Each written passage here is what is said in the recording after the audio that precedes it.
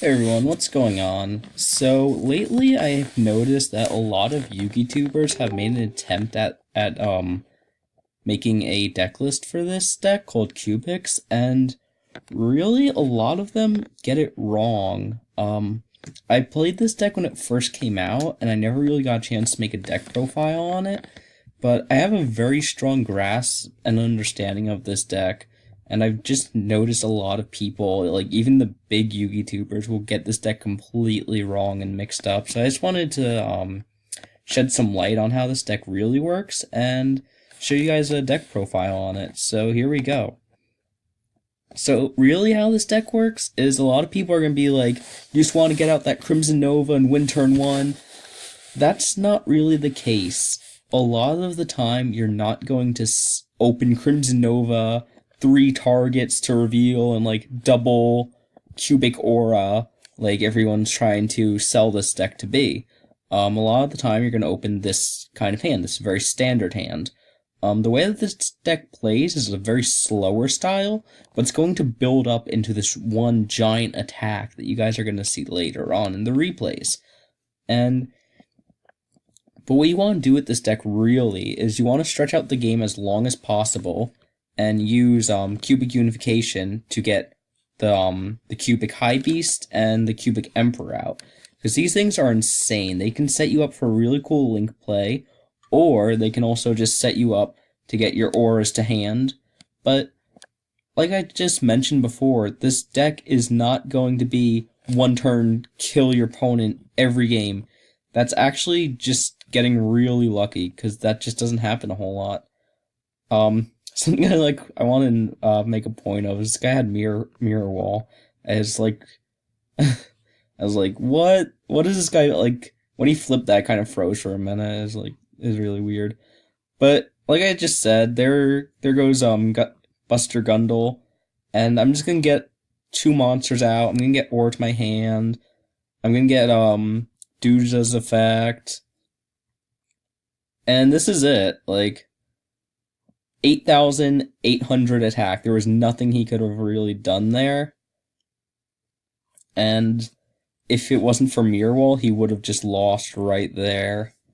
Like I said, this deck will stretch a game out, but it's going to, out of nowhere, just beat your opponent. Let's get some more replays in, and then a deck profile for all of you guys. Alright, so we're going to get right into the second replay. And in this one, I'm going to do the standard play, which is basically Foolish Burial to send Unification to the grave, and then a Duza from hand to send a Karma, and then Karma to search something.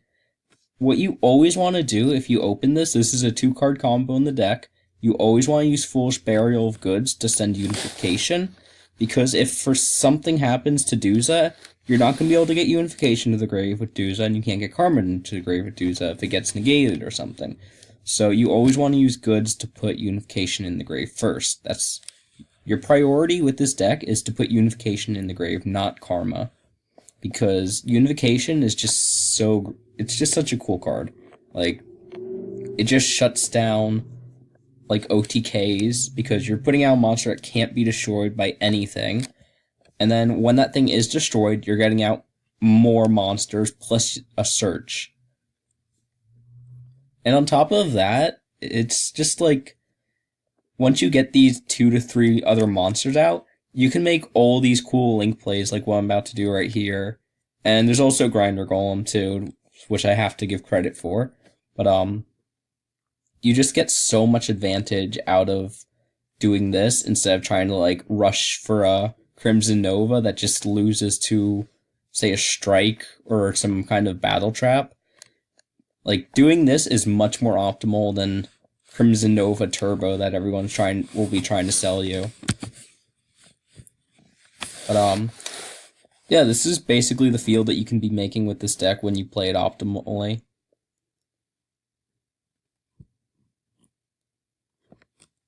So while you guys are watching these replays, let me know what you think the deck should be played like down in the description.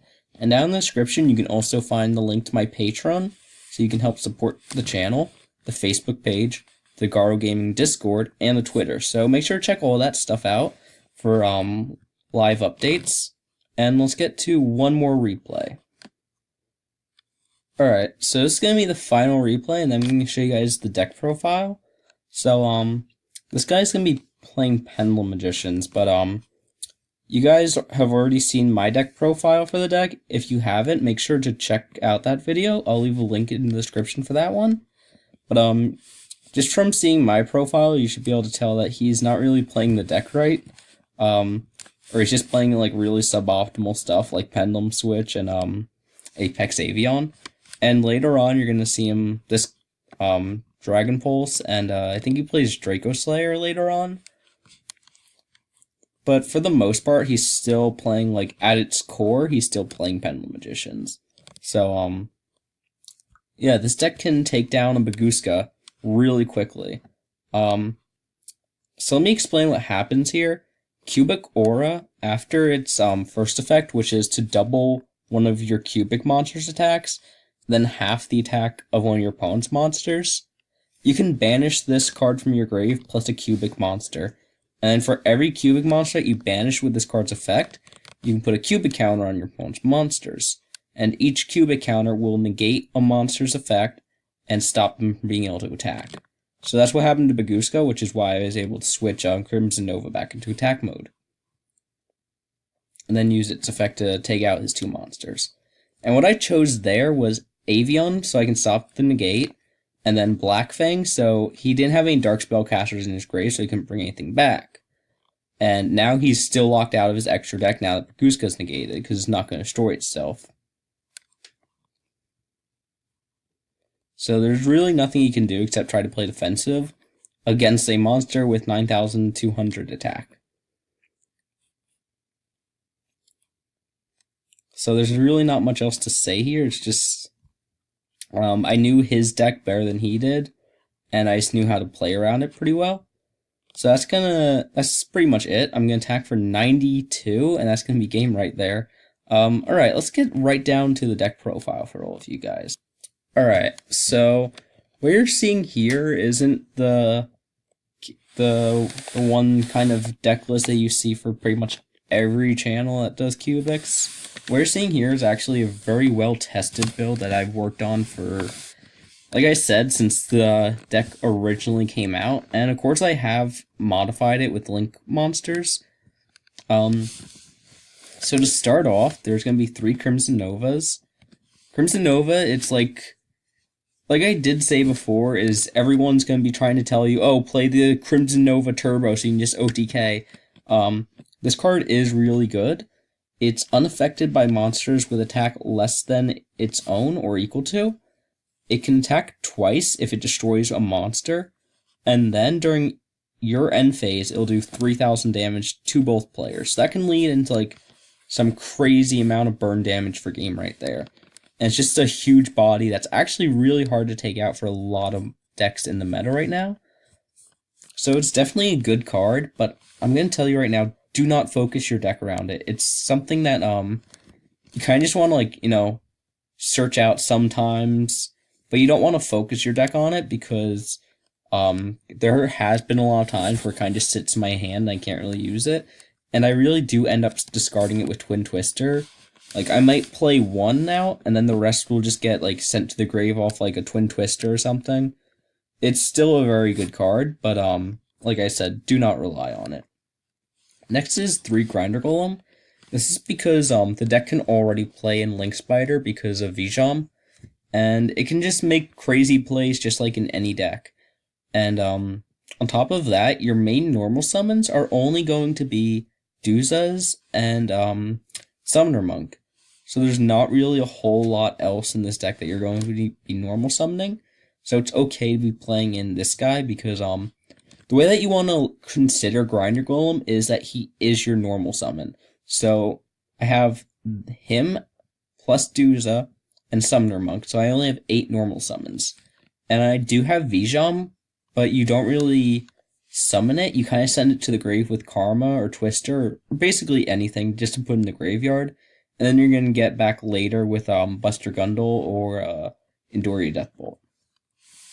Next up is 3 Meteor Hokai Device Duja. And This card, it's pretty much the bread and butter of the deck. It's like the key card. What it's going to do for you is it sends one cubic card from your deck to your grave. And like I mentioned before, you're always going to want to send cubic unification before you send cubic karma. But these are the two cards you're almost always going to send. Sometimes you'll send aura to the grave for its banish effect, but almost never if you have a karma or unification in your deck still. And the reason that you send these to the grave is they have effects that will activate in the graveyard, and I'll get into those later on. Next up is 2 Summoner Monk. So this guy is going to usually be used to discard your karmas to put out a Duza, or like a second Foolish Burial, anything to get you to this guy so you can get unification and then karma into the grave. Next is 2 Endoria Deathbolt and 2 Buster Grundle. And the reason I'm going to pair them together is they basically have the same effect that you're concerned about. To put out either of these monsters, you need to get rid of 3 cubic monsters, and then Endoria Deathbolt will do 800 to your opponent's life points, and then gain 2,400 attack. And that's pretty much where that effect ends. Gundle's effect is it'll just gain 3,000 attack, but it gets to attack 3 times each. So it's an incredibly powerful OTK card right there. But that's not the effects that we're focused on. When either of these cards get destroyed by your opponent, either battle or card effect, you can special summon up to 3 cubics from your graveyard. Not exactly 3, just up to 3. And then you can add any 1 cubic card from your deck to your hand. That's the effect that we're focused on. I'm going to tell you why later on, because you're probably like, but Garo, you still need to get rid of 3 cubic monsters to summon it. You don't need to worry about that, actually, and I'll tell you why in a moment. Then there's 1 Ghost Ash and Beautiful Spring. That's kind of self-explanatory. It's just a negate. A Max C, it's very mandatory in this format. 2 Garia Gales, Cubic Emperor. You'll probably notice I'm not playing any of the other cubics that aren't the Emperors. Yeah, I'm only playing Garia Gale and the 2 big guys. I'm not playing any of the ones that take 2 tributes. I'm not playing the other one that only requires 1 tribute. Garia Gale, it can finish off a game with that 800 burn, and it pairs well with Moon Mirror Shield, which is pretty much the only reason I'm playing Moon Mirror Shield. Because whenever this thing attacks, you can tribute it and special summon 2 Vijams from your grave. So the reason I'm not playing the other Tribute 1 card is because that one, you have to destroy something with it. With Garia Gale, you just have to attack into something with it. So it's just a much better choice. Then there's 3 Vijam the Cubic Seed. This one's effect's not that important. If it gets attacked, then you get to put a cubic counter on something, but that's not really going to come up much. It's just that it can't be destroyed by battle, and it's also kind of like the core of the deck. It's an extra name, Garia Gale brings it back. It's an all-around important card to the deck. 1 for 1 to get back Vijam. I already talked about Cubic Ore in the replay, what it does. It's a really cool card, and it just enables your OTK. Foolish Burial Belongings is basically 3 more Duzas to put your unifications and karmas in grave. Twin Twister will get rid of your karmas and unification, destroy 2 cards. Karma, it's going to send any number of Vijams to the grave, which is another reason to be playing Vijams, to give 1 cubic monster plus 800 attack per Vijams into the graveyard. Once in the grave, you can banish it to add any 1 cubic monster from your deck to your hand. Really important stuff right there, because it can get you Nova, more importantly, get you Duja. Cubic Unification, when a cubic leaves the field, not even destroyed, you get to special summon a cubic from your deck. It cannot be destroyed by battle, cannot be destroyed by card effects. And then there's these guys. It ignores their summoning conditions, so that's why you're able to put these things in here. And then finally, 3 return to the front line for Duzas to get their effects again. And the extra deck's all pretty standard stuff. Something you can do here is Duza can send Reincarnation, and then you can actually do a Link Summon, and then keep banishing your Reincarnations to build up the Link ladder. And everything else is kind of pretty much standard stuff.